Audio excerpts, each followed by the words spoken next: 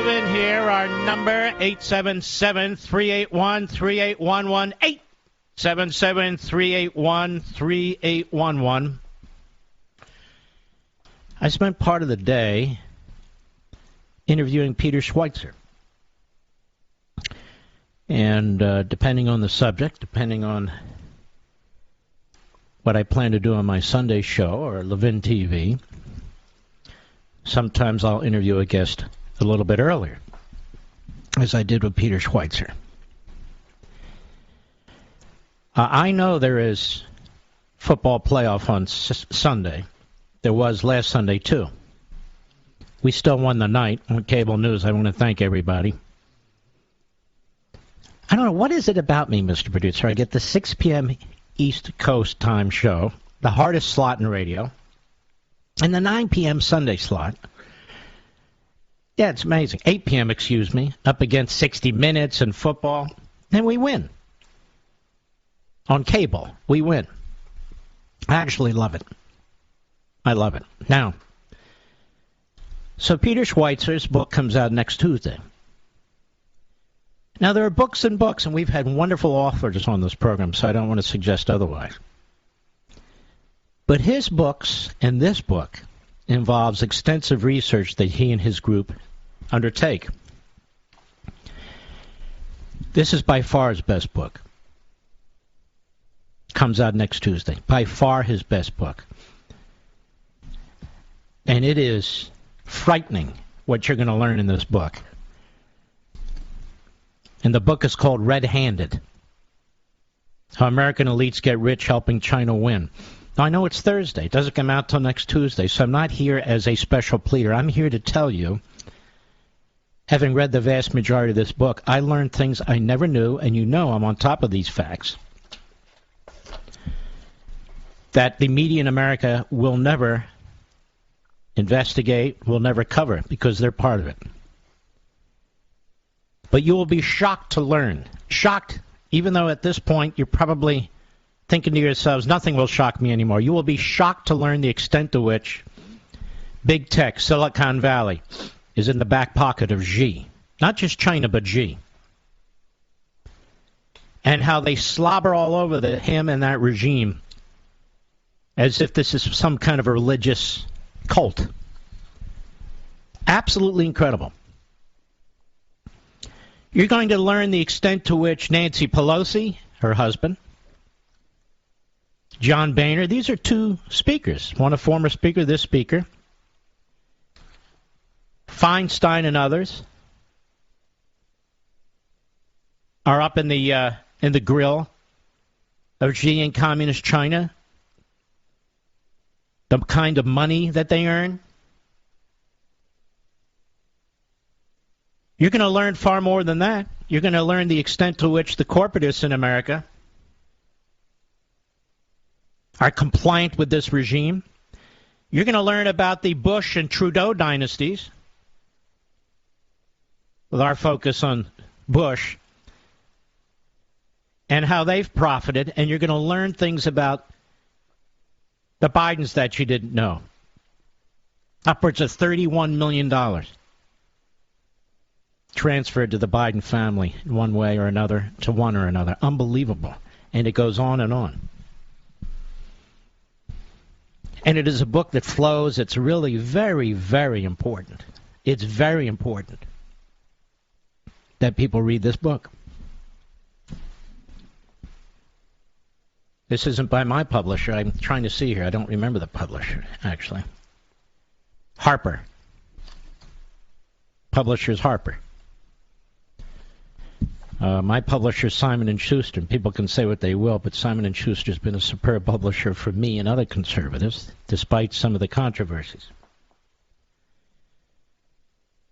So I'm really hyped up about this because I'm not going to take the luster or take the attention away from Peter. I hope you'll watch the Sunday show, 8 p.m., Life, Liberty, and Levin on Fox. We'll also have him on the radio program, but it'll be a full 1-hour interview. He's the only guest. And it's not that Peter has a book. It's what's in the book. because I don't do a lot of book interviews. I think I've told you. I strongly believe that what's needed on Fox or other conservative cable channels, OAN, Newsmax, is a 1-hour book interview show with an author. Now, a lot of people, oh, that's boring. There are so many brilliant books and brilliant authors out there. And I think a lot of these companies underestimate the intelligence of their audience. Almost 4 years ago, it'll be 4 years in February, I started Life, Liberty, and Levin. I was asked to do a TV show by Fox, but by Suzanne Scott, who's fabulous, the CEO there. Once a week, and on Sunday, obviously, is my show. It started at 10 p.m. We were number one on the Sunday nights. Moved to 8 p.m. We're number one on Sunday nights. Okay, great. That's you. That's not me. But I have a lot of people who come to me with books. Some of them are okay. Some of them they don't write. But some of these authors are absolutely brilliant and fascinating. And I know you would find them so compelling. Absolutely would. The long-form interview that I do on my Fox show, I'm just giving you a little backstage stuff, was fairly popular in the 60s, the 70s, even part of the 80s. And then it stopped. And then the prototypical program is move fast, make the show hot, people don't want to leave, move the guests, move the subjects, boom, boom, boom, each segment different subject. And so when I was asked, I said, no, I don't want to do that. I want to do a long-form interview. And now long-form interviews are starting to come back as a result of the success of Life, Liberty, and Levin. You folks. Because you want to learn things. You want to understand things. So do I. And many of the people we talk to have nothing to do with politics. So I feel there ought to be a show. And maybe I'll do one day. I don't know where. Maybe I'll do one day. Where it is as I imagine. And I'll bet you that show will be a ratings blockbuster, too. People are looking for some kind of different way to listen to information, different way to communicate with each other. I don't need to reinvent the wheel. I know when I was young guy, I know when I was a young guy what caught my attention. And there's people who yearn for this. Yearn for it. So someday, some way, I will figure that out. There's a lot of opportunities out. A lot. Wonderful opportunities. Anyway, this Peter Schweitzer book, Red-Handed, How American Elites Get Rich Helping China Win, you'll learn very quickly why the framers of the Constitution were such geniuses, why they rejected the idea of a centralized government, why they insisted on separation of powers, where they rejected the idea of a unicameral Congress, but they have a bicameral Congress, why they laid out specific responsibilities for each branch, why the federal government that the states created were offset by the sovereignty of the states, reasserted and underscored by the 10th Amendment, and why the focus of the Bill of Rights and the focus of our government was on individual liberty. Because the more autocratic and centralized our government becomes, the more these individuals sell out the country for their own power and their own desires. And they're very comfortable with dealing with fascists and Marxists and genocidal maniacs who run other countries. The NBA has no problem with it. Hollywood has no problem with it. As you'll find out, a number of politicians have no problem with it. A number of media types have no problem with it, period. The more decentralized it is, the more unlikely it is that this sort of thing occurs. So there's this constant pressure by those who benefit from centralized government, whether in Washington, those who accumulate power themselves, or those who benefit from it by receiving the benefits of the blood, sweat, and tears of other citizens that they did not earn. I'll be right back. Mark Levin.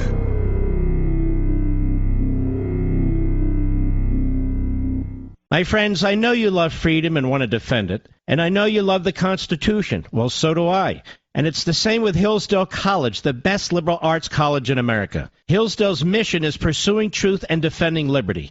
It gives its undergraduate and graduate students the best education, and it is working to make this education available to all. But today, I want to tell you about Hillsdale's free monthly speech digest of liberty. It's called Imprimis. Over 6 million households and businesses receive Imprimis for free every month, and you can join them by subscribing at levinforhillsdale.com. There are no strings attached. Generous donors who love freedom make it possible for Hillsdale to send Imprimis to you for free. Imprimis is one of my favorite publications. It's short, smart, useful, and fun. Start receiving your own free copy of this great digest of liberty. Visit levinforhillsdale.com. That's Levin for Hillsdale.com. levinforhillsdale.com.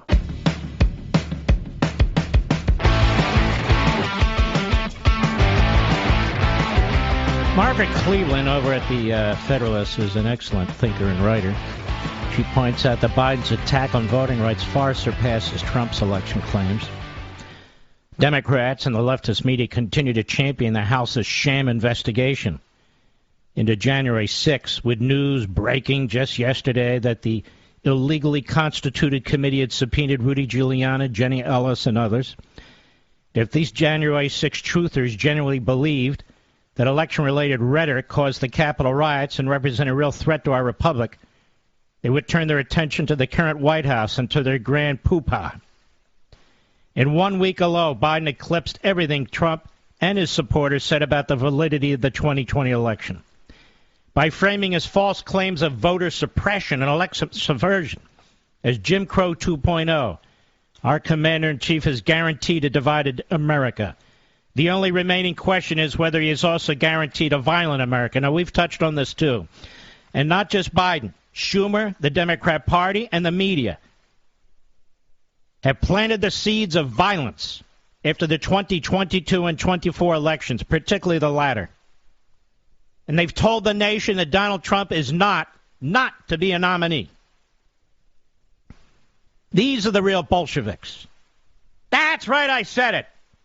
Yesterday, President Joe, the Uniter Biden, proclaimed on Twitter that Jim Crow 2.0 is about two insidious things: voter suppression and election subversion.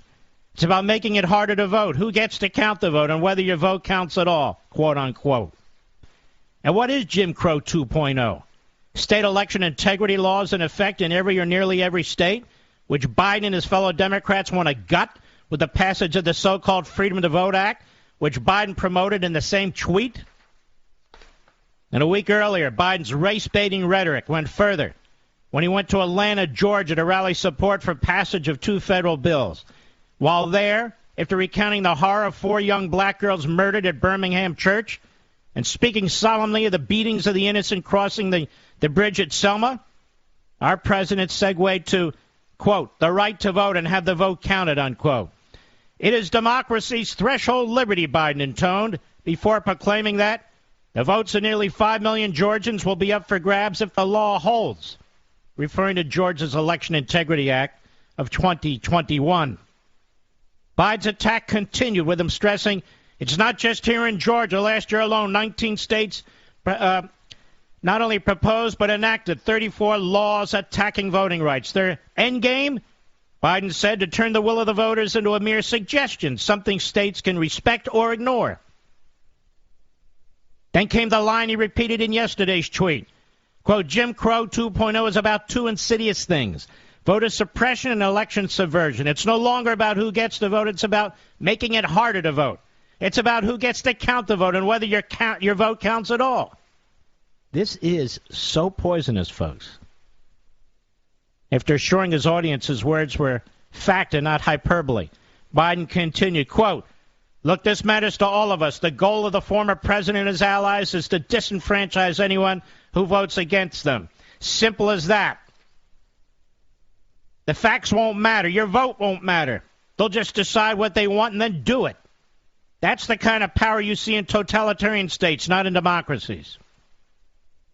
As he ended his speech, he encouraged passage of the bills, even though that meant discarding the filibuster. And in doing so, he declared opponents of the legislation, quote, domestic enemies, unquote, and supporters of voter suppression and election subversion, with a clear target. That suppression, according to Biden, being black Americans. What Biden just told to the country and the world is this, that when Democrats lose in November 2022 or suffer defeat in the presidential election in 2024, it will be because of voter suppression and election subversion. It will be because black Americans were denied the right to vote. Biden's peremptory challenge to the election results far surpassed anything Trump said or did. At least Trump made it about him, claiming the election was stolen from him. Biden cast the die about democracy, domestic enemies, and race, all while declaring his words fact and not hyperbole. May God save our country if the people actually believe him. Let me be clear, so the munchkins at Media Matters and the perverts over there at Media, I can understand something. Mental perverts, of course. What did they think I meant? If there is violence, it's on their hands. I know of no responsible conservative talk show host who preaches violence on the airwaves. And yet Joe Biden's just preached violence. When you're telling people that they are denied the right to vote because of their race, when you're telling people the Republican Party is the party of the enemy, it's the party of Jim Crow, and they're trying to prevent you to vote because of your race. When you're telling people that if you lose, it's because the Republican Party chose not to count the votes. You are lighting fuses all over the place. You are lighting fuses all over the place. And the Democrat Party is very good at this. That's why it exists, to light fuses. Meanwhile, they blame everybody else. My friends, I know you love freedom and want to defend it. And I know you love the Constitution. Well, so do I. And it's the same with Hillsdale College, the best liberal arts college in America. Hillsdale's mission is pursuing truth and defending liberty. It gives its undergraduate and graduate students the best education, and it is working to make this education available to all. But today, I want to tell you about Hillsdale's free monthly speech digest of liberty. It's called Imprimis. Over 6 million households and businesses receive Imprimis for free every month. And you can join them by subscribing at levinforhillsdale.com. There are no strings attached. Generous donors who love freedom make it possible for Hillsdale to send Imprimis to you for free. Imprimis is one of my favorite publications. It's short, smart, useful, and fun. Start receiving your own free copy of this great digest of liberty. Visit levinforhillsdale.com. That's Levin for Hillsdale.com. levinforhillsdale.com.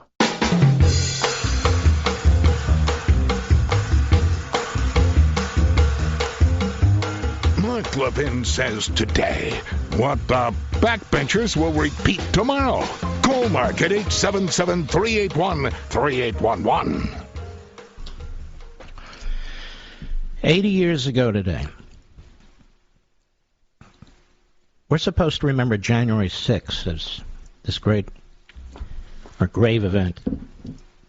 And the Democrats want this enshrined in the minds of every school-age child. As the day our government almost fell. Our government almost fell on January 6th. That's a joke. 80 years ago today. I wonder how many schools taught this. What happened 80 years ago today? I wonder if LeBron James is familiar with what happened 80 years ago today. Or Tlaib or Omar or AOC. For that matter, Pelosi and Biden, Harris, even Schumer. How about members of the media? On cable TV, on network TV. Just 80 years ago. That's not much, 80 years ago. How many people you know are 80 years old? Probably several. Marvin Ayre and Abraham Cooper over at the Hill. Several years ago, the Simon Wiesenthal Center acquired the most significant document in our history, they write. The 4-page letter was written and signed by a virtually unknown German soldier, Adolf Hitler, at the behest of the intelligence unit to which he was connected shortly before he was demobilized after Germany's defeat in World War I. Dated September 16, 1919, 6 years before the publication of Mein Kampf, Hitler described his hatred of Jews, emphasizing that emotional anti-Semitism, I'm quoting, which will always find its expression in the form of pogroms, wouldn't solve the problem. Only a legal removal of the rights of the Jew would. Hitler added, the uncompromising removal of the Jews altogether could be accomplished only under a government of national strength and never under a government of national impotence. And in the chaotic aftermath of Germany's defeat, no one could predict that Hitler would amass the power to see his hatred become a formal government policy 2 decades later. Throughout the 1930s, Hitler mesmerized millions of Germans with the fervor of his promise to make Germany an unmatched power. The power of this hate bolstered by new propaganda techniques and backed by murder and mayhem unleashed against anyone who opposed him, meant the masses of the world's most civilized society were prepared to march their nation straight into World War II in 1939. The Führer, as he would become known, however powerful, could not fulfill his prophecy from hell against the Jews alone. As Hitler had written 2 decades earlier, his vision of a Jew-free world could not be achieved by emotional pogroms or even the mass execution of hundreds of thousands of Jews by special killing squads in newly captured Soviet territories. Too messy, too traumatic to keep shooting women and children at such close range. All that would change at a secret meeting on the shores of a beautiful lake, Wannsee, just outside of Berlin. It was originally slated for December 9 because of Pearl Harbor. Hitler declared war on the United States right after. The Wannsee Conference was rescheduled for January 20, 1942, 80 years ago. Reinhard Heydrich, deputy SS chief and head of the Reich Security Main Office, summoned the state secretaries of Germany's most important ministries to coordinate their participation in achieving the final solution to the Jewish problem. Better methods had to be implemented. The participants around the table 80 years ago were no ordinary thugs. Most had attended Germany's most respected schools and universities. 8 of the 15 invitees held doctorates. And while they knew that Jews were being murdered en masse in occupied USSR, Heydrich left little doubt that Hitler had ordered a final solution to the Jewish problem, meaning all of Europe's Jews were to be annihilated. Heydrich sought to involve Germany's government ministries to help achieve that goal. Now, he'd expected opposition from some attendees, but according to Holocaust organizer Adolf Eichmann, who was present, Heydrich found an unexpected air of agreement. Rather than expressing concerns or outright opposition, the 8 PhDs in attendance expressed enthusiasm about being included in the plan. At his trial in Jerusalem many years later, Eichmann testified, these gentlemen were sitting together and minced no words about it. They spoke about methods of killing the Jews, about murder, liquidation, about extermination. Gassing Jews drew particular interest. The importance of the Wannsee Conference 80 years ago cannot be overstated. It marked the point at which Hitler's plans for genocide were shared with Germany's major ministries. It also demonstrated the need for the participation of those bureaucracies to accomplish genocide.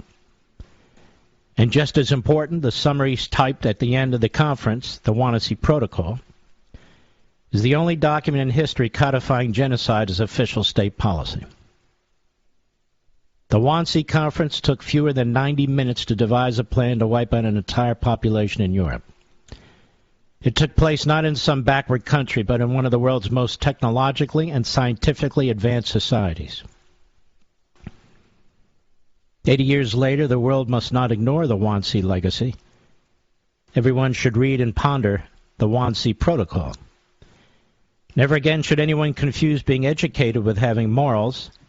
Some of Germany's most educated enthusiastically followed Hitler, and educated people today still forge strategies to legitimize crimes in the name of greater good. Never again should leaders of democracies turn a blind eye to evils unleashed against innocents by governments, such as Communist China or Iran's mullahocracy, with the hope that somehow playing pussyfoot with tyrants will change the course of history.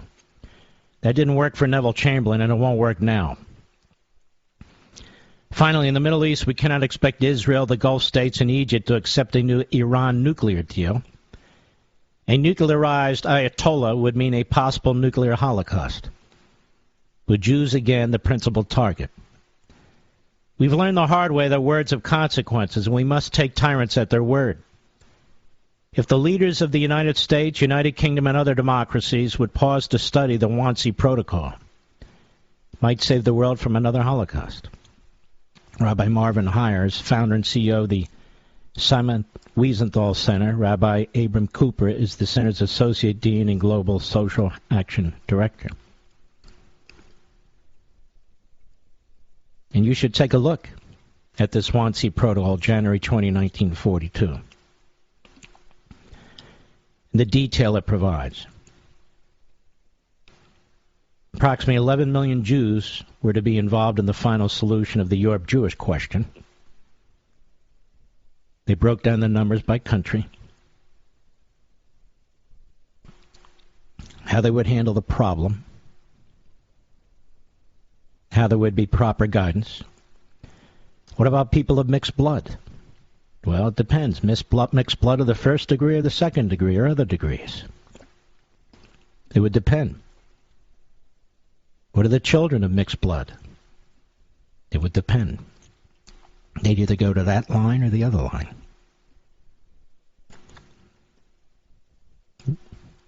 What about non-Jews who married Jews? How were they to be treated? What about sterilization and abortion? What about all of it? How are they to be dealt with? In 90 minutes, they made those determinations. The final solution, 80 years ago today, hatched. The Wannsee Protocol. We ever thought about this, Mr. Producer? No. Mr. Call Screener, you ever thought about this? The final solution? The Holocaust? And nobody's taught about this in our public schools today. One of the great websites is the Avalon Project. I use it all the time. I mention it in Liberty and Tyranny as a resource. They have original documents to look at on their website for American history, for world history, ancient history, medieval history, 15th, 16th, 17th, 18th, 19th, 20th, 21st century. It's a fantastic site with all the propaganda and so forth and so on. It makes you wonder when you think of modern times, groups like Black Lives Matter, anti-Semitic groups, does it not? Being supported by hosts at ESPN, by its corporate masters, Disney, by the teams they cover, the NBA, the NFL, by mayors who write BLM and Black Lives Matter in their streets. In the original mission statement, not only are they Marxists, but they're anti-Semites. Makes you wonder about critical race theory being pushed by the left, including people in the media. In the media, being pushed by the NEA and the AFT, and superintendents all over the country. Critical race theory is an anti-Semitic, racist, Marxist ideology. Things can happen in industrialized society and advanced societies. things can happen. The communist revolution in Russia was not led by a peasant, a janitor. It's led by a college graduate, Lenin. The communist revolution in China was not led by a peasant, janitor. It was led by an educated man who studied Marx while he was working at a library. Mao Zedong. The communist revolution in Cuba wasn't led by a peasant or janitor, led by a lawyer by the name of Fidel Castro.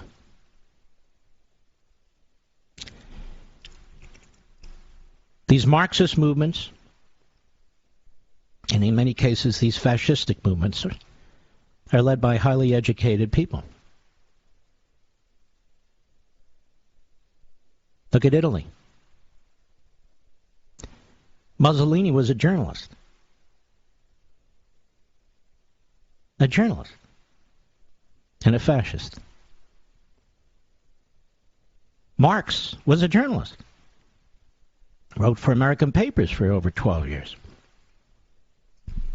And obviously, the Marxist.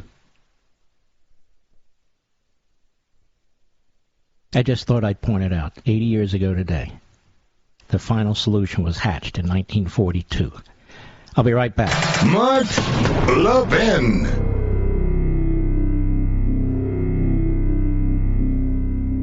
My friends, I know you love freedom and want to defend it, and I know you love the Constitution. Well, so do I. And it's the same with Hillsdale College, the best liberal arts college in America. Hillsdale's mission is pursuing truth and defending liberty. It gives its undergraduate and graduate students the best education, and it is working to make this education available to all. But today, I want to tell you about Hillsdale's free monthly speech digest of liberty. It's called Imprimis. Over 6 million households and businesses receive Imprimis for free every month, and you can join them by subscribing at levinforhillsdale.com. There are no strings attached. Generous donors who love freedom make it possible for Hillsdale to send Imprimis to you for free. Imprimis is one of my favorite publications. It's short, smart, useful, and fun.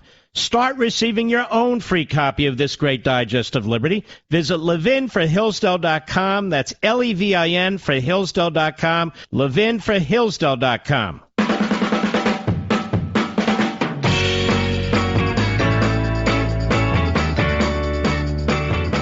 I give you just a taste of a very small morsel of history. And then you read something like this from Just the News and nowhere else. Representatives Tlaib and Omar participated in events with groups that called for the release of Lady Al-Qaeda. The gunman who took hostages inside a Texas synagogue demanded the release of Afia Siddiqui, convicted in 2010 of attempting to murder Americans. Rashida Tlaib and Ilhan Omar participated in events with Muslim American advocacy groups that have called for her release from a Texas prison. The gunman who took hostages in a Texas synagogue on Tuesday demanded the release of Siddiqui, who's been referred to in the counterterrorism world as Lady Al-Qaeda. And she was convicted in 2010 of attempting to murder U.S. citizens. In 2008, she was detained by Afghan authorities who found a number of items in her possession, including handwritten notes that referred to a mass casualty attack and that listed various locations in the United States, including Plum Island, the Empire State Building, the Statue of Liberty, Wall Street, the Brooklyn Bridge, said an FBI press release of her conviction. According to Foreign Policy magazine, the Taliban offered to trade captive U.S. Army deserter Bo Bergdahl for her. In the past, ISIS has offered to trade prisoners in exchange for Siddiqui. And according to NBC News, there have been long reports that she married the nephew of 9/11 mastermind Khalid Sheikh Mohammed, but those haven't been confirmed. In November 2021, the Council on American Islamic Relations and American Muslims for Palestine held a free Dr. Afia Washington, D.C. Advocacy Day to press Congress for the release of the convicted terrorist. CARE, which is an important part of the Democrat Party, just so you know. In April of last year, Tlaib joined Dr. Osama Abershad, executive director of the AMP, and other advocates for a discussion about Palestinian rights. Just the News reached out to Tlaib's office and asked if the Congresswoman supports the effort by AMP to free Siddiqui. Tlaib's office did not respond before publication. I know, the word no is tough. CARE honored Minnesota Democratic Representative Ilhan Omar in December as American Muslim Public Servant of 2021. Now, understand, she hates the country and is an anti-Semite, and CARE honors her. At the organization's virtual gala, Omar's office did not respond when asked if the Congresswoman supports CARE's effort to free Siddiqui. Yes, that word no is a tough one. Tlaib and Omar, two members of Congress who hate their country, hate the Jews. It's just unbelievable, as does this group CARE, which is a key part, as I say, of the Democrat Party infrastructure. Human infrastructure. And, of course, no criticism except from me. Not from the New York Slimes, not from the Washington Compost, no. Not from Media Matters, the Source Front Group. Not from Mediaite, no, from me. Mr. Controversy, Mr. Right-Winger. All right, folks, I shall return. He's here. Now, broadcasting from the underground command post, deep in the bowels of a hidden bunker, somewhere under the brick and steel of a nondescript building, we've once again made contact with our leader, Mark Levin.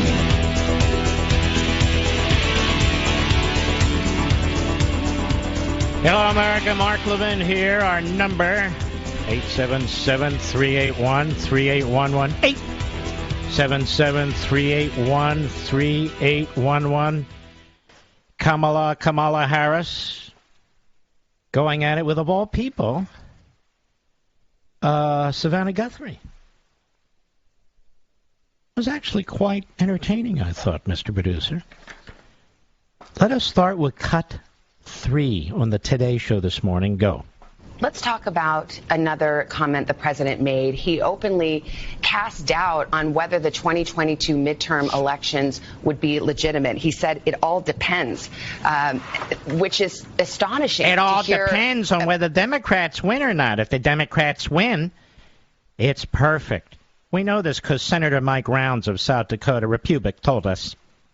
But if they lose, it's the white supremacists in the Republican Party stealing the vote. Go ahead. Whether our elections will be legitimate. We've heard it before, but not from this president. Is he really concerned that we may not have fair and free elections? The president has been consistent on this issue. And the issue at hand, I was there last night in the chamber of the Senate. And the issue is that there are two bills, the John Lewis Voting Rights Act and the Freedom to Vote Act, that have been the solution that has been offered to address the fact that around our country, states have put in place laws that are purposely making it more difficult for the American people. Now here the question would be, follow-up, what is it exactly that the states have put in place that are intended to prevent minorities from voting? What exactly is it? And if that's the case, how did Barack Milhouse Benito Obama get elected? Twice. Over two white guys. Two very white guys, as a matter of fact. Go ahead. Laws which will be felt by at least 55 million Americans, regardless of their party affiliation, their race, their gender, or their geographic location. Well, to the point, though, because those bills were debated. The bills were debated and they didn't pass. If I may finish. But the specific question, if you don't mind, does he think, now that these bills haven't been passed, that the 22 midterms won't be legitimate or fair? or free? Let's not conflate issues. So what we are looking at, and the topic of so much debate last night, was that we as America cannot afford to allow this blatant erosion of our democracy, and in particular, the right of all Americans who are eligible to vote to have access to the ballot unfettered. Yes, it's been so unbelievable. The fettering that's been going on. Have you seen all this fettering, Mr. Producer? All of the fettering efforts to prevent people from voting? I've never seen anything like this. All the loose lawsuits alleging fettering. We need to have unfettering. The efforts to prevent people from voting. Can you tell us what that? Yes. Anyone who disagrees with all the things that we want to do are fettering the election processes. And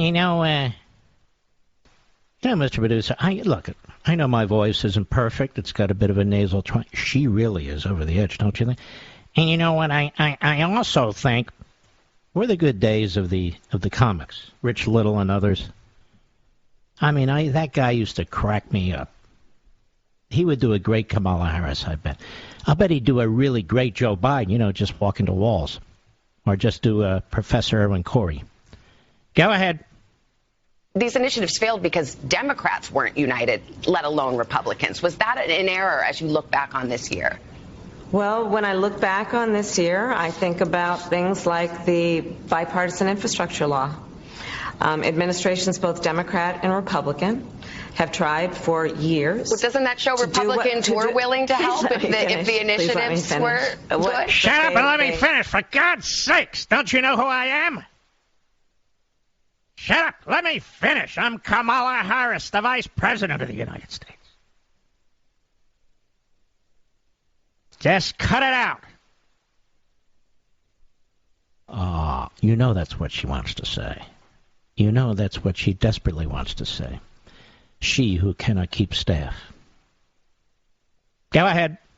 Tried for years to do what the American people want, and what the American people know is not an issue that should be thought of through a political lens. Things like upgrading our roads and bridges, things like cleaning out the lead pipes of America, because over 50... but what percentage of that bill actually went towards cleaning lead pipes, fixing roads and tunnels and bridges? What percentage? Large percentage went to the usual left-wing crap. Go ahead. Children under the age of 6 are exposed to lead. Folks, how many more trillions of dollars are we going to spend on fighting lead pipes? Where does all this money go? We spent year after year money, trillions, billions, zillions, over and over. Who's in charge of this stuff? You're in the private sector. Fix the lead pipes in that building. All right. They fix it. Okay, it's done. It's never done. They make the same arguments over and over and over again. And young people aren't reading. Well, why don't you have teachers in the classroom who are competent? Maybe that would help. Same thing over and over again. Bridges and roads and roads and bridges. Well, that's worth $1.9 trillion. The problem is $1.9 trillion didn't go towards bridges and roads. It's filled with crap. But they really done later on. It continues on cut 12. Gets testy with Savannah on Russia and so forth. Cut 12, go. And on the subject of Ukraine, I will tell you that the president has been very clear, and we as the United States... Very annoying habit with, I will tell you. Just tell us. What do you mean, I will tell you? How about just tell us in the present sense? Present tense. Just say it. And I will tell you. No, you are telling us. Go ahead. If Putin takes aggressive action... Yes. What are you We are prepared to levy serious and severe costs, period. And I will tell you He seems awfully frightened, doesn't he, Mr. Producer? What are they going to do?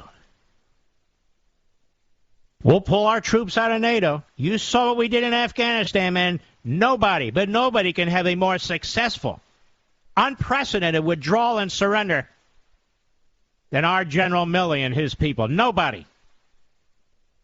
That's what we'll do. Go ahead. The posture that we have taken is grounded in the respect and the value we place What the in hell is sovereign- she saying as she rambles on? You know, the respect and the value that we have, that we place in, you understand what I'm trying, the thing, to quote the great, Joe Biden. And the president's been very, very clear that he anticipates the Russians will invade Ukraine. And he's been very, very clear when he walks it back. Nobody's more clear than Joe Biden. Nobody. Excuse me. Nobody's more clear than Joe Biden. Nobody. Everybody knows this. Except you white supremacists out there. Wait a minute. He was the white supremacist. Not anymore. You are. Go ahead. And territorial integrity, and in particular in this case, I'm sorry the to interrupt. sovereignty and territorial integrity of I'm Ukraine. sorry to interrupt, but will you shut up when I try and get a question in as you ramble on? May I say with all due respect? With all due respect. Go ahead. And I'm we so are sorry very to interrupt, clear, but and it is less than clear because 30 minutes after the news conference, the White House press secretary had to actually clarify the president. Now, you know what Kamala Harris is thinking, don't you, Mr. Producer? These people are supposed to be on our side. I am stunned at Savannah Guthrie, who's named after a prominent town in Georgia, Savannah. I'm shocked that she would dare to raise questions. Savannah. Or is it Savannah? Savannah. This is unbelievable. You're going to have to be demoted over there at, where is she, NBC? I don't know. Go ahead. Mars. Savannah, I'm being clear with you right now. Yes, okay. And so if you're interested, I'll continue to be clear, which is Not that really. I'm not interested in the least. And so far, you make no sense. I don't know what you're being clear about. Do you? Go ahead. we have had direct conversations through various levels of diplomacy with Putin. All right, stop it. We've had direct conversations through various levels of diplomacy. Does that make sense, Rich? No, a direct conversation is the president picks up the phone or the... We have had direct conversations through various levels of diplomacy. We're really engaged here, you know. We got all kinds of sanctions ready should he invade Ukraine. We really do. Go ahead. And most importantly, with our allies and partners, including our NATO allies and partners. We are clear and have been clear for quite some time. I would tell you, we really are clear. Nobody's clearer than us. We are so clear, it's unbelievable. We're clear to a frightening extent here in the Biden White House. Nobody's clearer than Biden himself. Go ahead. First approach and priority and preference is that these issues could be resolved diplomatically. Well, we're having direct discussions through different levels of diplomacy with... and I'm sure it's working very effectively because the press idiot to the idiot the other day was saying that Russia could invade at any time. And then, of course, the idiot himself last night, as I pointed out here so brilliantly, talks about, yes, I expect, I expect Putin to make a move on the Ukraine. What the hell? And, of course, President Trump picked right up on it, too. And meanwhile, they impeach President Trump over a perfectly fine call to the Ukraine. And this guy, they won't even mention the I word when either consciously or unconsciously, he's paving the way for the Russians to invade Ukraine. Now, you would think Joe Biden would be a little friendlier to the Ukrainians, given the fact that his son was paid off by that corrupt company. Of course, Joe didn't know anything about that. No, and I would tell you if I thought he did. Well, I would tell you that if I thought Joe had any of the money from this, I would tell you that I think he did, actually. Should we try one more, Mr. Producer? Let's jump into cut 13. Go. The President of the United States, Joe Biden, has been very clear on the subject of Ukraine. Who? It's been very clear. I would tell you it's been very clear. I think she uses that word clear endlessly. You know, Joe Biden's been very clear. Go ahead. Which is that if Russia takes aggressive action, there will be severe and swift consequences. That there will be a price to pay. He didn't seem to say that yesterday, though, at the news conference. Uh-oh. That's Gail King over there. She's got a question, too. Uh-oh. He didn't seem to say that yesterday. Go ahead. That's why I think clarification is needed. Well, we are very clear, and we've been No, they're clear. They've been clear. They are clear. They were clear, and they're going to continue to be clear. Translucent, even. Go ahead. with Putin that any aggressive action taken by Russia will meet a cost, a severe cost. That's very clear to me. I'll be right back. Mark Levin.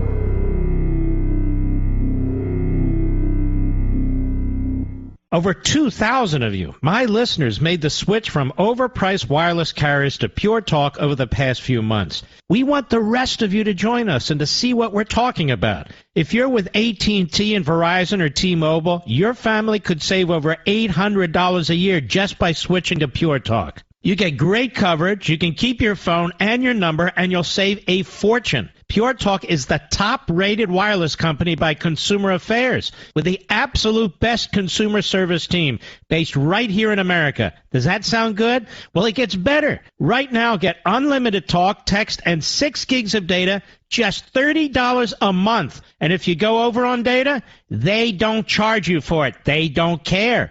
Go to puretalkusa.com and enter promo code Levin Podcast. Again, puretalkusa.com, promo code Levin, Levin Podcast. And when you do, you'll save 50% off your first month. That's puretalkusa.com, promo code Levin Podcast. Pure Talk USA, simply smarter wireless.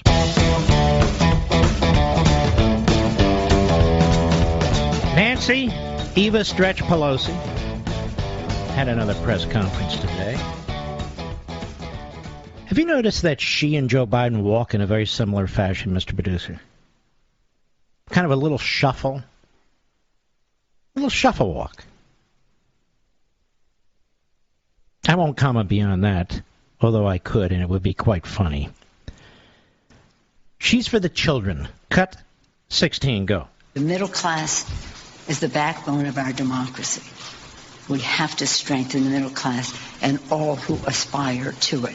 So that is what our legislation is about. So how we protect our nation, how we preserve our planet, how we transform our workforce, how we educate our children. Yes. How we push inflation through the roof, drive up the cost of food, housing, clothing, gasoline. We're here for the middle class. Not the middle class of America, but nonetheless the middle class. Wide open borders, where illegal aliens come in, some of whom are enormously violent, some of whom are sexual predators. That's right, we're for the middle class. Murder through the roof, assault, carjackings, rape through the roof. On behalf of the middle class, yes. That's who we are, the Democrat Party, led by the great fascist herself, quite frankly, Nancy Eva Stretch Pelosi. Oh, yes, when those cops were trying to protect the federal courthouse in Portland, she called them stormtroopers, for the middle class, of course. And her stupid husband by the name of Paul and the dumb little son by the name of Paul Jr. are busy going throughout the country looking for ways to rip people off. It's for the middle class, ladies and gentlemen. Oh, yes. Nancy's always been for the middle class. Go ahead. whole mission in Congress is about the children, for the children.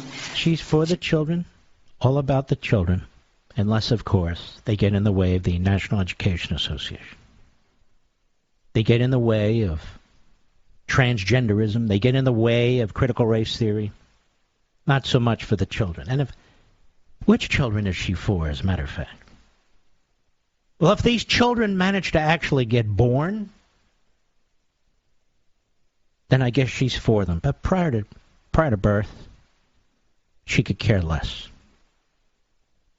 It's a choice. But she's for the children. And the choice. Isn't she? Yes, for choice and the children. If you're within 3 seconds of giving birth, it's not a child. Once there's birth given, then it is. Immediate mask up. Right out of the birth canal, they slap a mask on the baby. For the sake of the baby. Shoot it with a vaccine. That's right. The scientists in Botswana say this is very effective, so Dr. Fauci, well, he thinks it's very effective. All right, I'll be right back.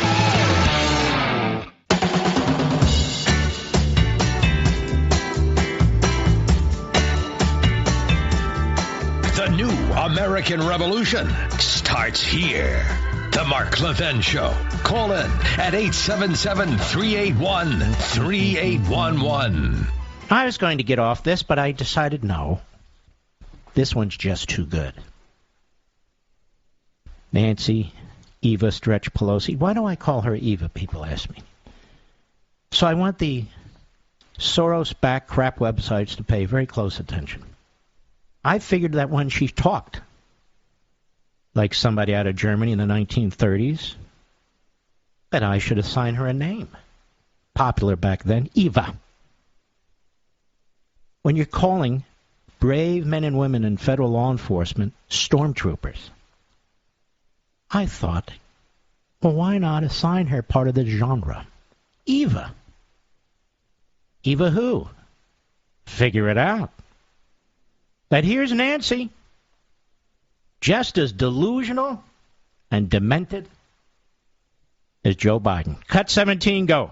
Anytime we have gathered in caucus, one way or actually virtually or hybrid, I've said to them, under this roof, figuratively or actually, is the greatest collection of intellect, integrity, and imagination for doing the right thing for the American people. So there she is, with her caucuses. There they are. Now, of course, she kind of plagiarized this. She kind of plagiarized this when people would talk about, say, Abraham Lincoln or Thomas Jefferson or others having dinner in a room with them. The greatest collection of the greatest minds. But she seems to think that Eric Swalwell, Adam Schiff, Jerry, come home, Jerry Nadler, and the other group of bizarros, nincompoops, and crackpots are the greatest collection of intellect, integrity, and imagination for doing the right thing for the American. We have never seen anything like this. That Corey Baker, that Each. No. The one, the House member from St. Louis. Mr. Producer's ahead of his skis, but that's okay. I don't like skiing myself. Who else? We've got another, the group of, Raskin. Raskin the Red. The greatest collection of intellect, integrity, and imagination for doing the right thing. When that Eric Swalwell was cheating on his wife with a Chinese communist spy, there he was, the greatest intellect, integrity, and imagination in America. It's true. It's true. That Eric Swalwell, there's nothing like him. So, of course, she would keep him on the Intelligence Committee. When that Omar was spewing anti-Semitic tropes, greatest collection of intellect, integrity, imagination for doing the right thing that we've ever seen. Unbelievable. Fantastic. When Tlaib was out there trashing her country, attacking the Jews, another one of the greatest collection of intellect, integrity, and imagination we've ever seen. She's proud. She is proud of the people she leads.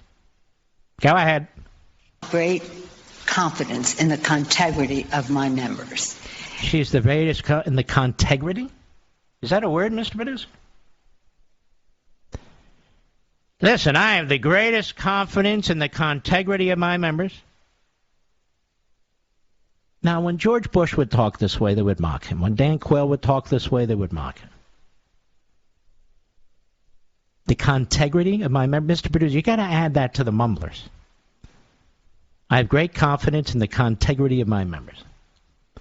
And maybe next hour we will play, in great demand, the collection of mumblers that I have. I collect them like stamps and coins or gems.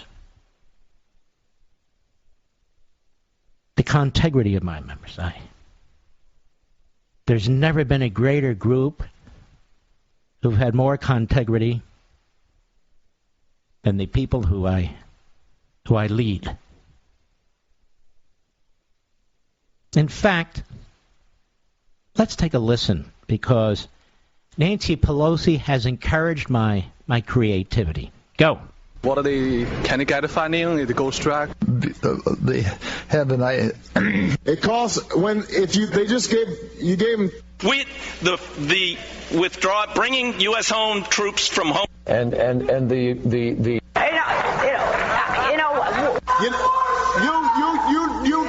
you need somebody. Wait, so finally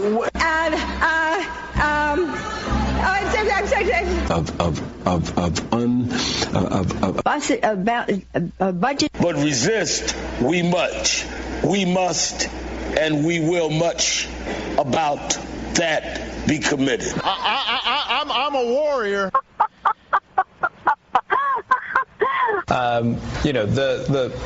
it was. I mean, they said that. Look, was it him? Why? I didn't. If we, we can walk and chew gum. We hold these truths to be self-evident. All men and women created by you know the thing. True international effort to pressure. Been impeached for inciting the insurrection. Donald John Trump incited the insurrection. And what am I doing here? I'm going to lose track here. And to private economic part of the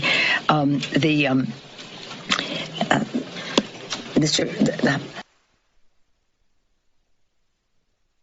There's no more. I'm enjoying that. Enjoying a lot. And, of course, we will add have the greatest confidence in the integrity of my members. As we continue to collect the idiocies, the gibberish, the ramblings, the buffoonery of the Democrats in the media and, of course, in politics. Which is quite compelling, I think, don't you? But there's more. There's more. We have Gina Raimondo. Gina Raimondo. Who's Gina Raimondo? Anybody know? Gina Raimondo for $300. Gina Raimondo. Who is Gina Raimondo? Anybody know? She's the Secretary of Commerce. What's wrong with you? And a good thing, too. She's extraordinarily articulate. Have you ever heard her speak, Mr. Producer? I haven't, but I'm told. But let's listen to her now. She's got her hand on what's going on in the economy, ladies and gentlemen. Cut 18, go. As you say, these are, strong numbers. By any measure now, we have a strong economy, created over 6 million jobs last year. We're the only economy in the world that is stronger now than pre-pandemic, and the unemployment rate has fallen like a rock over the past year. Hey, listen, our economy is really chugging along there. Chugging along. It's the American people. They're the problem. The economy is absolutely fine. Our policies are perfect. And you need to eat less, drive less, drink less, use less blankets, use less oil for heat. If the American people weren't so piggish, if the American people didn't want to eat 3 square meals a day, if the American people would walk to work, bike to work, rather than drive to work, if the American people didn't really have these big homes, we'd be perfectly fine in this post-pandemic Biden economy. Everything would be great. The economy is great. Look at the unemployment level. It's almost down to 0. Well, how many people have dropped out of the workforce? Hey, it's not our problem. Look at the unemployment. It's almost 0.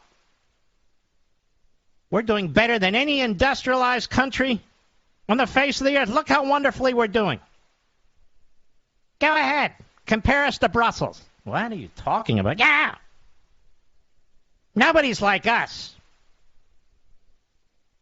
Our economy's winging along. But there's food and stuff missing off our shelves. Exactly my point. No, what's your point?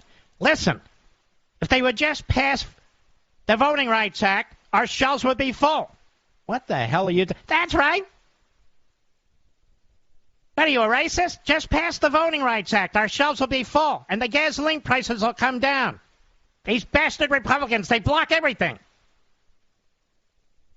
Voting rights have nothing to do with food. Oh, yes, they do. Yes, they do. What are you, Bull Connor? Go ahead. We look at those numbers. I mean, week to week, month to month, there are small variations, but it's a strong employment picture. Wages are up, jobs are up, growth is up. Inflation is up, gasoline prices are up, food prices are up if you can get it. Car prices are up if you can get them. Everything's up. And I say to her with all due respect, up yours. I'll be right back. Mark Levin.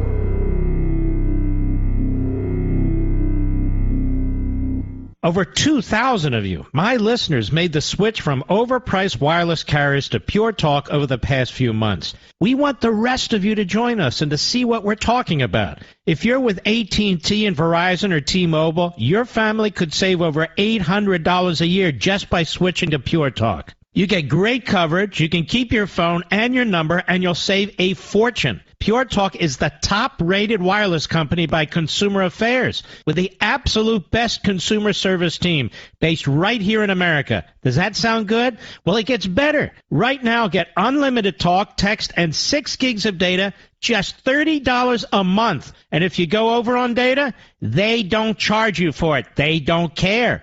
Go to puretalkusa.com and enter promo code Levin Podcast. Again, puretalkusa.com, promo code Levin, L-E-V-I-N Podcast. And when you do, you'll save 50% off your first month. That's puretalkusa.com, promo code Levin Podcast. Pure Talk USA, simply smarter wireless.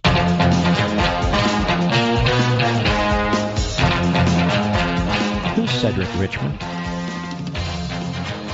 He was a congressman. Now he's a senior advisor to Joe Biden. Senior advisor to Joe Biden. If you're a senior advisor to Joe Biden, what do you advise him on? Where the men's room is? Here's Cedric. He's on with Chuck Todd. Now this has to be compelling. A formal advisor to the administration, Cedric, to an informal advisor to the administration, Tuck Chod. Cut 21, go. You look at the current situation in polling in the political environment, and you look at what you're doing in the White House. Do you believe you have a communications problem, or do you believe you have a substance problem? Actually, we believe you have a substance problem, but that's a whole other story, Chuck. Go ahead. don't have a substance problem, and the truth is, Chuck, I think that Americans are exhausted just living their daily lives right now. People, we're exhausted living our daily lives. We should commit, a complete Jonestown, I guess. We're just exhausted from living our lives. No, we're just exhausted from you pukes. May I say that? I think I did. Go ahead. Making sure that they protect themselves and their families from COVID, making sure that there's food on the table, making sure that their kids remain in school. And so, what is this guy adding to the national conversation? Honestly, what is this? Go ahead. People have their head down and are really just living their lives, and we have our head down, trying to do the best we can to meet the challenges that families are facing. No, you're supposed to have your heads up, trying to meet the challenges. But here's the truth, Mr. Producer. The head's not down, the head's not up. Their head's in a awkward position, if you get my drift. But I want to thank Cedric Richmond for telling us that we're just sick of living our daily lives, taking care of our kids, our families, and so forth. That's it. They have the finger on the pulse of the nation. We just hate ourselves, we hate our lives, we hate our family. We're just sick of it. Sick of it, I tell you. No, actually, we're not. We're sick of Chuck, Cedric. We're sick of Joe. Come on. And all the other clowns in Washington, D.C. who interfere with our lives and create misery and poverty. I shall return. He's here. Now, broadcasting from the underground command post, deep in the bowels of a hidden bunker, somewhere under the brick and steel of a nondescript building, we've once again made contact with our leader, Mark Levin. Hello, America. Mark Levin here. Our number, 877-381-3811, 877-381-3811. The Supreme Court and Basic Comedy, COMITY, has created a disaster in our country, which is the war against Donald Trump. You have a Manhattan DA going after Donald Trump. You have an Attorney General of New York going after Donald Trump. These are elected Marxist Democrats. And now you have a Georgia DA ask for a special grand jury to go after Donald Trump. And this is a Georgia DA with ties to, of course, Stacey Abrams. The true winner of the governorship of Georgia, just ask her. Of course, she never comes under any criticism for undermining our electoral system. No. She's unbelievable. The Associated Press, Atlanta, the Georgia prosecutor looking into possible attempts to interfere in the 2020 general election by former President Donald Trump and others, has asked for a special grand jury to aid the investigation. Fulton County DA Fannie Willis, the Fanster, sent a letter to Fulton County Superior Court Chief Judge Christopher Brashear. See, all these Democrat areas. But the Republicans, they're scared. No pushback. Asking him to impanel a special grand jury. She wrote in a letter that her office has received information indicating a reasonable probability that the state of Georgia's administration of elections in 2020, including the state's election of the President of the United States, was subject to possible criminal disruptions. Now, Mark, don't call them American Marxists. No. Just because they act like Stalinists, don't you think if they could carry out things like Stalin did that they would? Please write this down, all these Soros front groups and the rest. Don't you think, not the same violent way, that Stalin hunted down Trotsky and so forth, but look how they're trying to hunt down Trump. Oh, we got all kinds of Democrat DAs and jurisdictions here, but we're just going to keep it up, baby. Until this is done to the Democrats, they're not going to stop. Until this is done to the Democrats, they're not going to stop. Willis has declined to speak about the specifics of her investigation, preferring no doubt to leak them.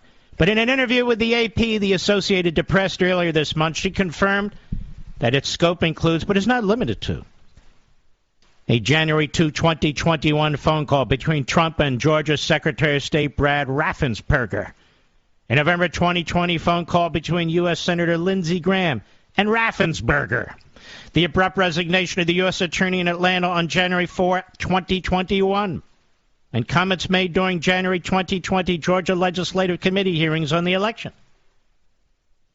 Yes, we're going to have grand juries and subpoenas. We're going to put out reports. We're going to indict people for speaking, for trying to change the results of an election. Ladies and gentlemen, you have every right to challenge electors. You have every right to challenge what's taken place in elections in various cities and states. Every single right. You have a right to pick up the phone and call the Secretary of State. You have a right to do all these things. There's nothing criminal about it. Nothing! A Trump spokesman has previously dismissed the investigation as politically motivated. Graham's also denied any wrongdoing. We're innocent. We're innocent. See, that's the position they want you in. I'm innocent, even though you're innocent and you don't have to say you're innocent. I didn't say anything wrong in the call made while I was president on behalf of the United States of America to look into the massive voter fraud which took place in Georgia, Trump said. So are we now going to arrest Joe Biden, ladies and gentlemen, for his anticipatory influence on the next election? Tell me, which district attorney is going to look into that? Hello? Hello? Any? No. It's Joe. It's Lunch Bucket Joe. We all know he's a schmuck. You know his son's a schmuck? No. You don't understand. Willis offices has tried to interview multiple witnesses and gather evidence, but some witnesses and prospective witnesses have refused to cooperate without a subpoena, she wrote in a letter. That's just unbelievable. People don't want to cooperate with her? Willis wrote in a letter that Georgia Secretary of State Brad Raffensperger, whom she calls an essential witness, has indicated he will not participate. What are we going to do now? Have special grand juries when there are phone calls made during and around and after elections? Special grand juries? Did you speak to the Secretary of State and encourage them to do X, Y, Z? Yes, I did. Now, if it's Mark Elias, a Democrat lawyer, or if it's any of these people, that's perfectly fine. Hey, it's the way it works. Have you noticed Democrats have never called secretaries of state, Mr. Producer? Have you noticed they've never challenged electors? Have you noticed they've never questioned the legitimacy of the electoral process or a specific election? Have you folks noticed that? They do it all the time. But all of a sudden, it's criminal. It's unbelievable. And Joe Biden just did it yesterday, and he's done it before. You know, this election system sucks. We're a racist country, particularly the Republicans, the Jim Crow 2.0. Jim Crow 2.0, where the Republicans don't want minorities, particularly black people, to vote. They want to suppress, they want to repress, they want to impress, they want to depress. It's unbelievable. Unbelievable. And if you don't vote the way I say and support what I support, well, you're like George Wallace. And he's called, I never said that. Bull Connor, I never said that. You never said that? Jefferson Davis, I never said that. Just because I said you'd be on the side of history like Bull Connor, George Wallace, and Jefferson Davis didn't mean I meant that you'd be like them. What are you talking about, Joe? No, and don't ever ask me that question again. Do you see how he took off after that reporter, Mr. Producer? Unbelievable. Well, that happens, you know, with people like this. Liberals. What did you think I meant? So now we have another DA who wants to impanel a grand jury. That would be 2. We have a state attorney general. That's 3. Now we have the Stalinist panel led by, really, Liz Cheney. Does Liz Cheney seem always angry to you, Mr. Producer? She's not particularly likable, is she? I don't think she is. In fact, she's not likable at all. And she's obsessed. And she leaks. And she lies, may I say, and I did. They got Schiff there, who shouldn't even be a lawyer anymore. Schiff shouldn't be a lawyer. I wouldn't trust him as the fry boy at the McDonald's. I wouldn't trust him. He'd be stealing French fries all over the place. And then blame it on the Russians. But it's the greatest group of intellects and thinkers that the Capitol has ever known, because the Einstein of these speakers, Nancy Pelosi, says so. We've never seen anything like this, ladies and gentlemen. Never. When we come back, I hope the future Speaker of the House, Kevin McCarthy, but people better not get too cocky, because the Democrats have been known to play tricks. I'll be right back. Mark Levin.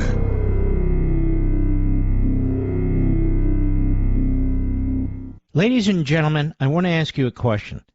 Did you know withdrawing your cash from the bank can be very risky? That's right. Banks are now required to spy on us for the government, and they report any behavior they think is suspicious. It's true, and I was shocked when I read The Secret War on Cash from Swiss America. The new war against cash is really a war against the Constitution, against all freedom-loving Americans. So you need to read The War on Cash. Get your free copy by calling 800-630-1492, 800-630-1492, or visit SwissAmerica.com. Now, this war on cash is growing daily and also includes all forms of digital money. Please get and read The Secret War on Cash free to my listeners by calling now, 800-630-1492, 800-630-1492, or visit SwissAmerica.com.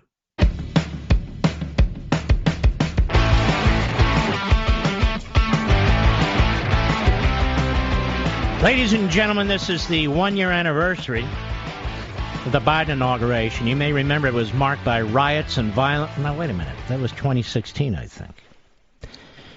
But here to analyze this, nobody better than Kevin McCarthy, hopefully, the soon-be Speaker of the House.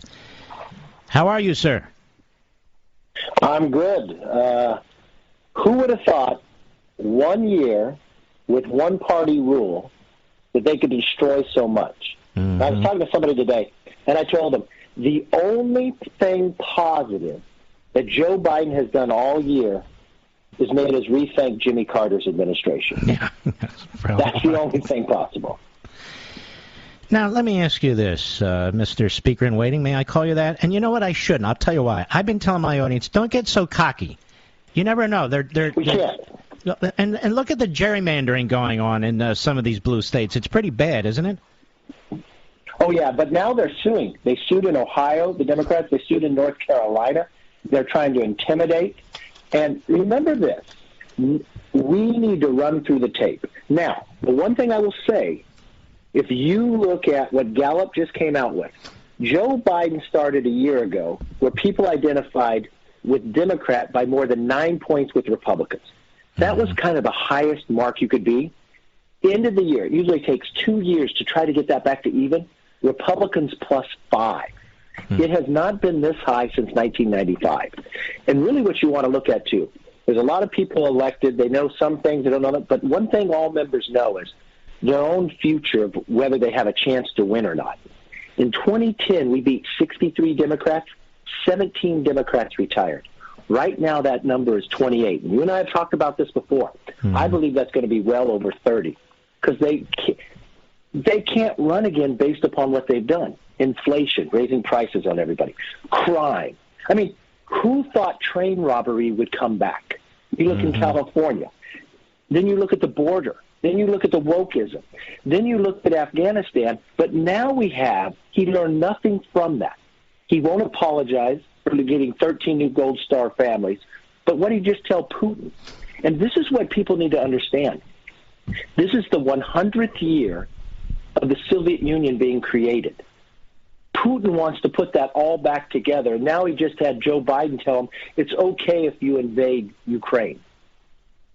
That was by the way, mistake or no mistake or misstatement, that is as bad as it gets. It's almost as bad as when Harry Truman pointed to a map.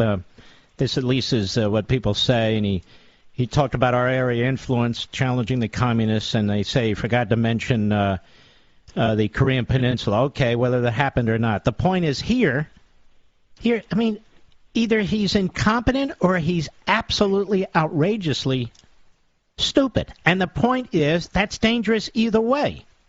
Either way. That's extremely, extremely dangerous because now this is what Putin heard. Go ahead and come in. And, you've got the president of Ukraine saying, hey, world powers, there is no such thing as a small incursion. That's an invasion. That's death. And what happened the last time that we had an Olympics in China? Putin invaded. And watch what he's doing. And all Biden says is, if you do afterwards, we're going to do sanctions. Something they've done to him already. He knows to live around it.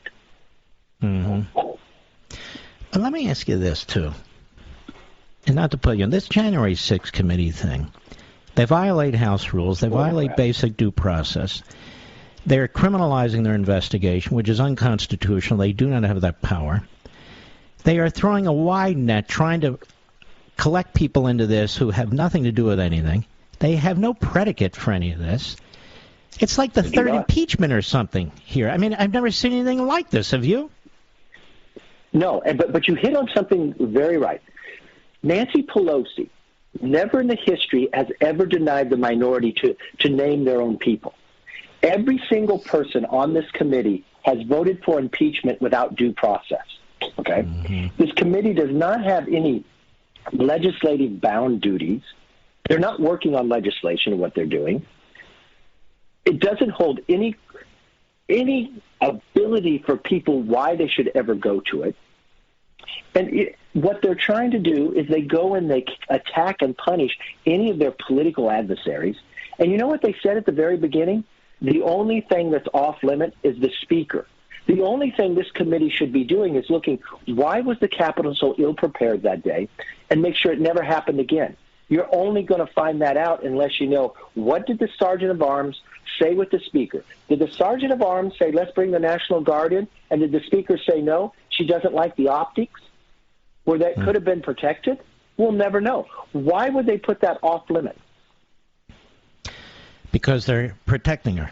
It's that simple. Because if this committee really worked, and if they were really concerned about making sure this never happened again, then you need to know what did happen in terms of the speaker, in terms of security for the building. Let me ask you this. I mean, you're the highest-ranking Republican in the House of Representatives. Prior to January 6th, did she ever sit down with you or communicate with you on security, what to tell the Republican members, anything of that sort? No, neither did the Sergeant of Arms. Neither when they got the warnings did they tell us. They didn't tell us that day. But you know the guy that's in charge of the parking on top of in front of the Capitol? He wouldn't let people there because he had knowledge of there being a problem.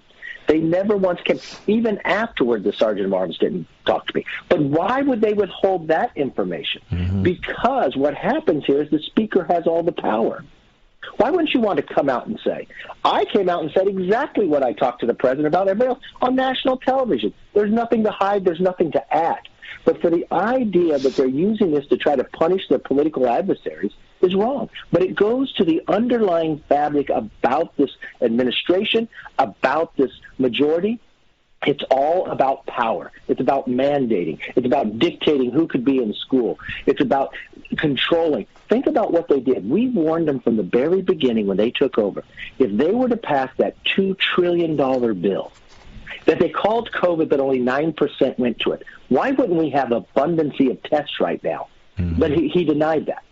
They went and were they giving checks, and we warned them. You know where that check's going to go? It's going to go to prisoners. They sent a check to the Boston bomber. We told them if they pass that $2 trillion, they're going to get inflation. What do we have now? Inflation. We warned this president not to pull out of Afghanistan in the style that he was doing. He brought 13 new Gold Star families, and there's still Americans being held hostage. I mean, for anyone that wants to study history, this is 1979 all over again. You got a president in office that looks weak. You got the last time Americans were held hostage in the Middle East, 1979. The last time we had oil prices and inflation like this, the last time we had a president that looked to OPEC to solve our energy prices instead of American energy, the last time we had an individual, Jimmy Carter had Billy Carter, he's got Hunter Biden. You know, when you listen to Biden today or yesterday for those 2 hours, he blamed everybody but himself. Mm-hmm. It's Remember really when he quite told unbelievable. us the buck stopped here? Yeah. Yes. Well, trillions of bucks stopped there. The one thing we found out for sure, when he told Putin he can invade Ukraine, we found out Hunter Biden must no longer work for any companies in Ukraine. Yeah, that's for sure. Well, he'll just switch sides. All right, yeah. Kevin McCarthy, thank you, my friend. Go get him. Go get him. We got it. All right, good luck, too. He's a real friend of the program. He likes to come on. Where's McConnell, by the way? We'd love to have him on. I'll be right back. Ladies and gentlemen, I want to ask you a question. Did you know withdrawing your cash from the bank can be very risky? That's right. Banks are now required to spy on us for the government, and they report any behavior they think is suspicious. It's true, and I was shocked when I read The Secret War on Cash from Swiss America. The new war against cash is really a war against the Constitution, against all freedom-loving Americans. So you need to read The War on Cash. Get your free copy by calling 800-630-1492, 800-630-1492, or visit SwissAmerica.com. Now, this war on cash is growing daily and also includes all forms of digital money. Please get and read The Secret War on Cash free to my listeners by calling now, 800-630-1492, 800-630-1492, or visit SwissAmerica.com.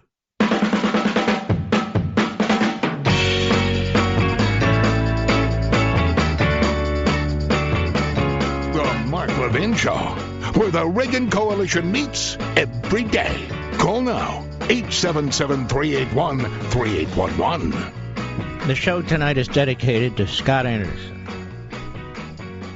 who was a wonderful young man, who has a wonderful family, wonderful parents, who I met a few years back, and unfortunately who's no longer with us.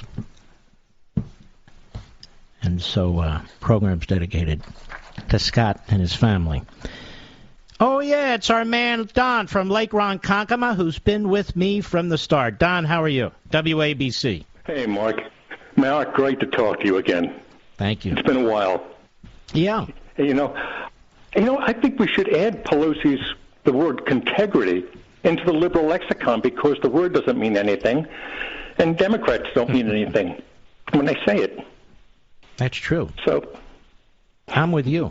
You know, Mark, we learned nothing new from watching Joe Biden's speech yesterday from the last year. We haven't learned anything. And every time he speaks, we don't learn anything.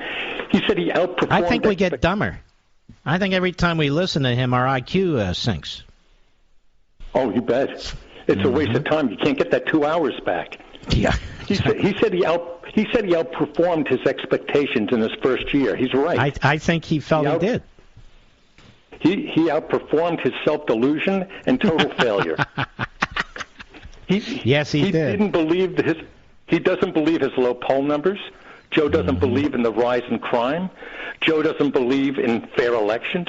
Joe doesn't believe there's any problems on the southern border.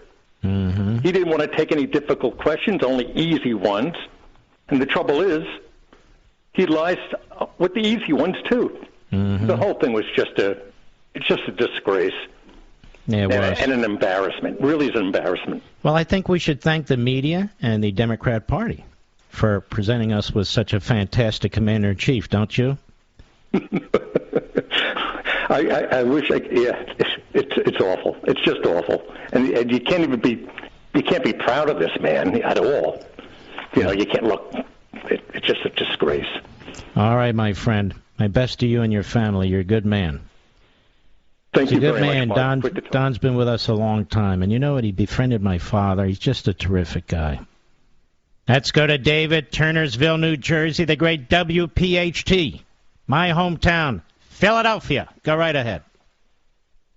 How do you doing, Mr. Levin? Thank you for taking my call. And pleasure. I do wish I had half your intelligence.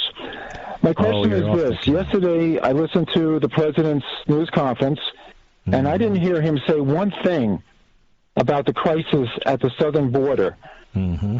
Did he forget that there was a crisis at the southern border, or did his handlers just not want him to say anything about it? I think there was a crisis in his pants. I hear he wears Depends. Do you believe that? That's a rumor. I don't know that, Mr. Producer. Did you start that rumor? You may have, right? Because these people, they're coming in, they're not being tested for COVID or anything else contagious for that matter, and he's shipping them all over the country. Yeah, it's shocking. It's shocking. And what about crime? God knows what they're unleashing on us.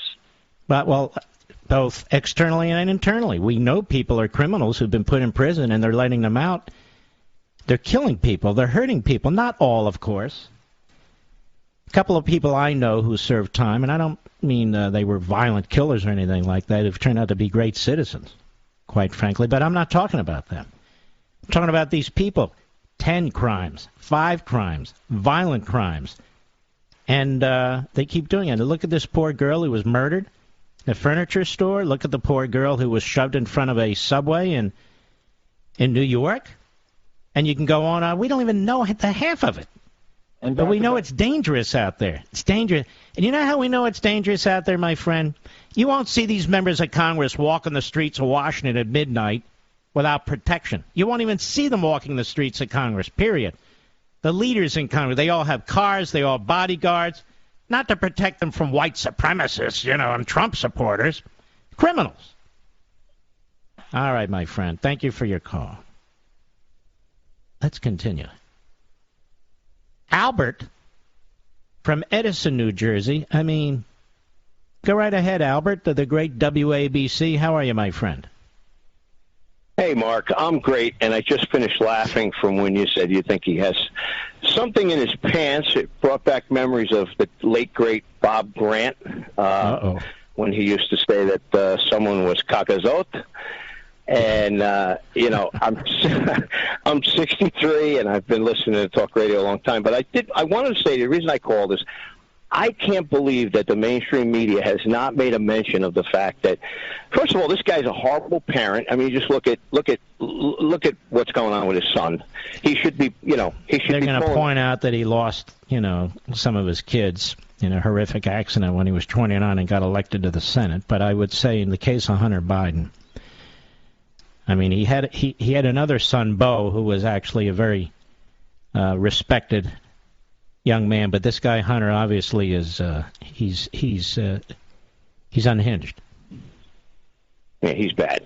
But what I wanted to say is that I can't believe the media hasn't reported on something that I picked up on, and they think that the voters are, I guess, ill-educated. He said that a couple of senators didn't want to get primaried, so they couldn't go against him. That's what they're supposed to do. Well, first of all, do you believe that? I don't even believe it. The guy's such a lie. Do you think 5 Republican senators came up to Joe Biden and said, "Hey, Joe, I'd vote with you, but I don't want to be primaried"? First of all, there's 24 Republican senators that are up. Do you think 5 of them did? I don't believe that for 2 seconds. Remember, Joe makes things up. We know that. He's a plagiarizer. He's a liar. And then he says he doesn't care about his poll numbers. Well, that's there again. He's just out of touch with the people want from him. But that's all I had to say, Mark. I just want to tell you, I bought your book. I'm not a big reader. I'm a self-employed guy. I'm going to give the book to someone that will read it, and I'm going to get the book on tape, because that's the only thing I can do is listen to it in my truck. I've been dying to get some time to read it, but I'm going to go with the book on tape because I want to hear what's in the book. You're very, very kind. I'm a supporter, and keep up the good work. You too. God bless you. So I saw the list from the New York Slimes of the top books. And we're on that list again. Is it week 22, Mr. Producer, something like that? It's almost 6 months by my calculation. Now, I look at this list today because it's Thursday, and I get a secondary list from the publisher that shows the numbers of books sold. Now, the book on the nonfiction side that sold the number one number of books was Glenn Beck's book, Reset. Glenn Beck's book. Glenn was on this show, you recall. It was the number one book. But they didn't give him the number one slot. They didn't give him the number 2 slot. They didn't give him the number 3 slot. They didn't give him the number 4 slot. I think they gave him like the slot number 7. And these cockamamie left-wing kook books, like this guy Raskin, his book, they put up at number 1. I think he sold like 10,000 books. My book should have been number 3 or 4 on the list. I don't even care anymore. We've done our thing in terms of the numbers on the list. I want as many people to buy it and read it as possible, but they can stick their list now. So they screwed Glenn Beck. I'm just telling you. It wasn't even close. He had like 57,000 hard copies. I'm doing this. And number 2 was like 10,300 or 12,400. And they dropped them all the way down. Because that's what the New York Times, big things, covering up Stalin's slaughter of the Ukrainians, Hitler's slaughter of the Jews, and little things, their book list. They leave nothing to chance over there at the New York Slimes. They're disgusting. Right, Maggie? Maggie Haberman. I wonder how many Pulitzers they've given to her. I'll be right back. Mark Levin.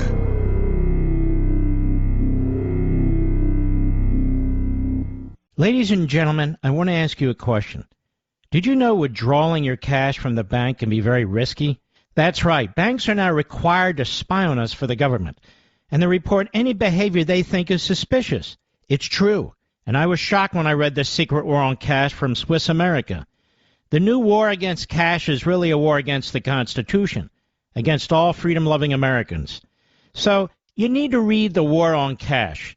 Get your free copy by calling 800-630-1492, 800-630-1492, or visit SwissAmerica.com. Now, this war on cash is growing daily and also includes all forms of digital money. Please get and read The Secret War on Cash free to my listeners by calling now, 800-630-1492, 800-630-1492, or visit SwissAmerica.com.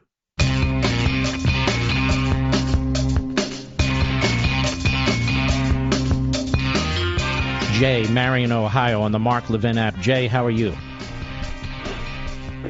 Well, hi, Mark.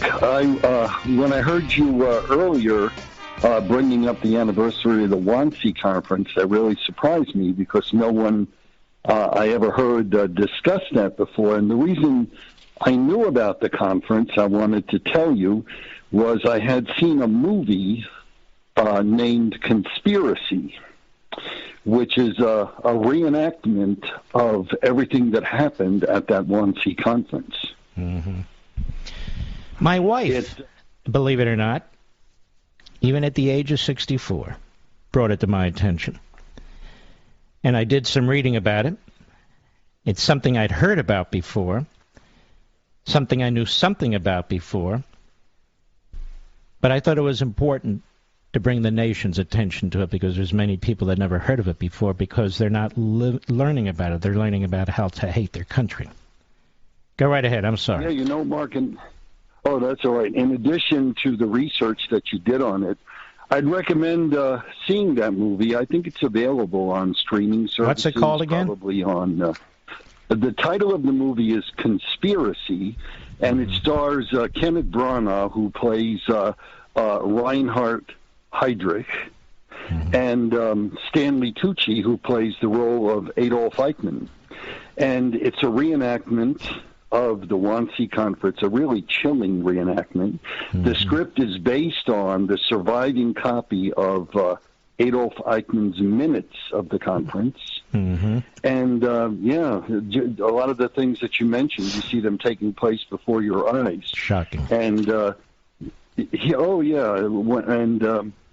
as I say, it's really chilling because when they're discussing, the final solution for the Jews, and Heydrich is describing to them how the trucks are being used, where they hook up the exhaust of the truck to the people that are trapped inside the truck, and that they cannot do that in sufficient numbers, and they start calculating the number of Jews that exist in Europe and how many the Fuhrer wants them to eliminate.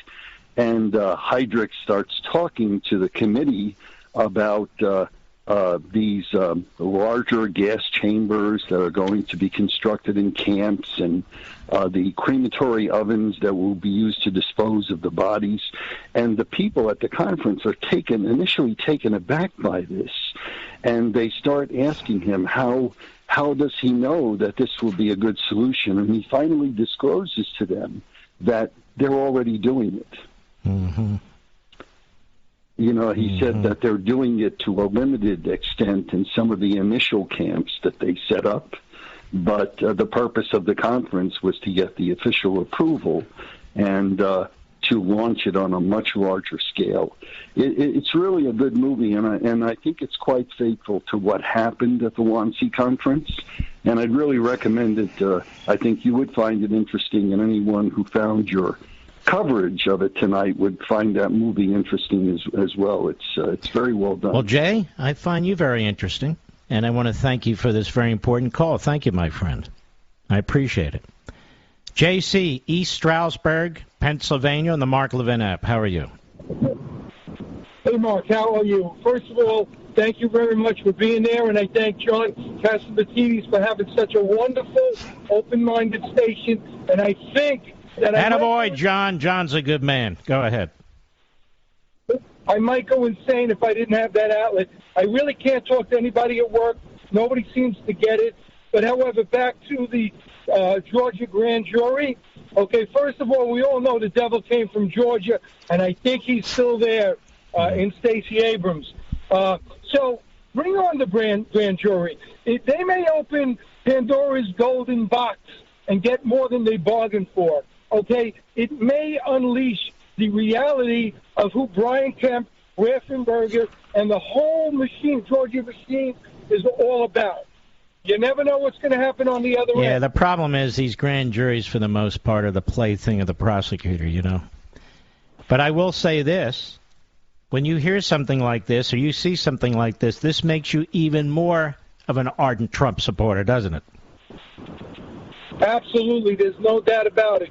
We got to bring back Trump. There's no doubt. He's our only savior. And by the way, they make him, the more they do this to him, the more of a winner he looks like. You know what I mean? The more of a Superman he looks like, because try as they might, they just can't seem to succeed. Thank you for your call, my friend. But they are corrupt and they're disgusting. Ladies and gentlemen, we salute our armed forces, police officers, firefighters, and emergency personnel, and I want to thank you all for being here. God bless you, and I will see you tomorrow. Be well.